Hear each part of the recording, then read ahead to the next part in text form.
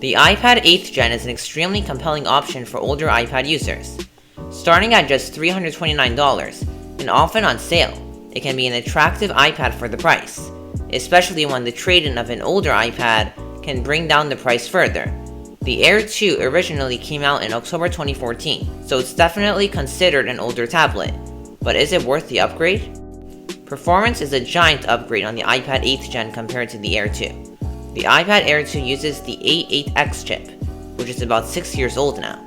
It's pretty slow compared to the new iPad, since the iPad 8th Gen uses the A12 chip, introduced in late 2018 with the iPhone XS. The new iPad also has an extra gig of RAM, 3GB on the new iPad versus 2GB on the Air 2. Extra performance not only improves app loading times, but it also results in less overheating and new software features, such as 3 apps at once, 2 in split view and 1 in slide over. New hardware also allows for many more major software updates.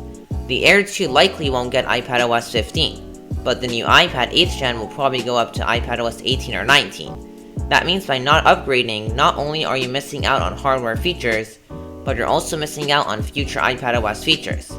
So if your iPad Air 2 is feeling slow, then definitely consider the upgrade to the iPad 8th Gen, since the new iPad has a chip that is 4 generations newer and an extra gig of RAM, which will really help keep your apps in the background. The camera sensors on both iPads are exactly the same. 8-megapixel back camera with 1080p at 60fps, slow-mo at 720p and 120fps, and in the disappointing 1.2-megapixel front camera. The only difference the iPad 8th Gen has is live photos and a front flash with a screen. Besides that, the cameras are the same, and it shouldn't be a reason to upgrade. Anyway, most people don't use their cameras on their iPads for anything other than note scanning and video calls, and the iPad 8th Gen can complete those tasks just fine. The cameras on the iPad 8th Gen are just good enough. Nothing impressive, but nothing that should stop you from upgrading. Surprisingly, the almost 7-year-old iPad Air 2 has a better quality display, which I find weird. The Air 2 has a laminated display, which means there's no air gap between the glass and the display panel.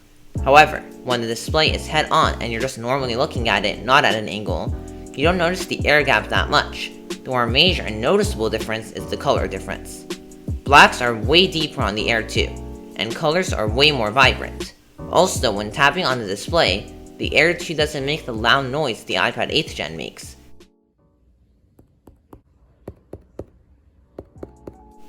The Air 2 also has an anti-reflective coating, which means when you're using it outdoors, it should be easier to see the display.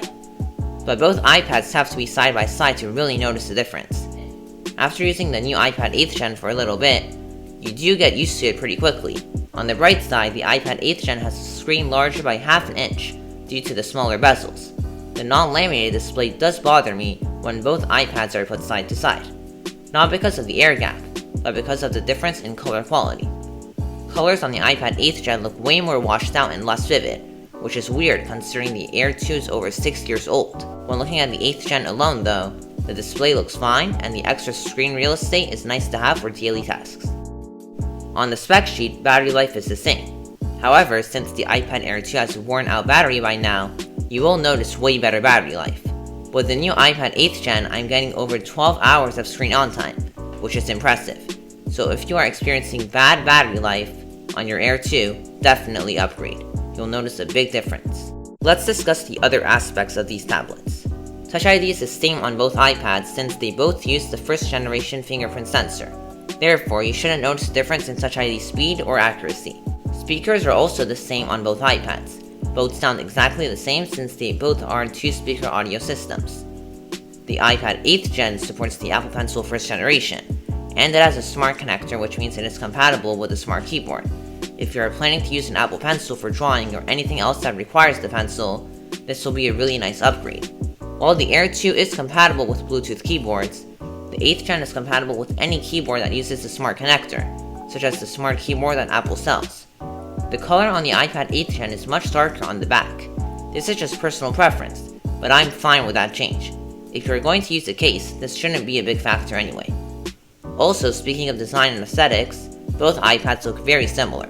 The main differences are a darker color on the 8th Gen, thinner bezels, larger display, and the 8th Gen is slightly thicker, which isn't noticeable unless you put them side by side. So overall, the iPad 8th Gen is a pretty big upgrade from the Air 2. because of the faster chip, increased RAM, Apple Pencil support, and smart connector. But besides the things I just mentioned, it's the same iPad with the same design and a worse but larger display. But at the end of the day, it's definitely a huge upgrade in performance, so I'd recommend it. Apple Pencil support opens new capability, and the smart connector allows you to use better, more reliable keyboards. It's definitely a big upgrade and it's worth the price. So if you're experiencing slow performance, bad battery life, and want to use the Apple Pencil or smart keyboard, and also care about future iPadOS updates, definitely upgrade. You won't regret it. Thanks for watching. As always, please like, comment, and subscribe.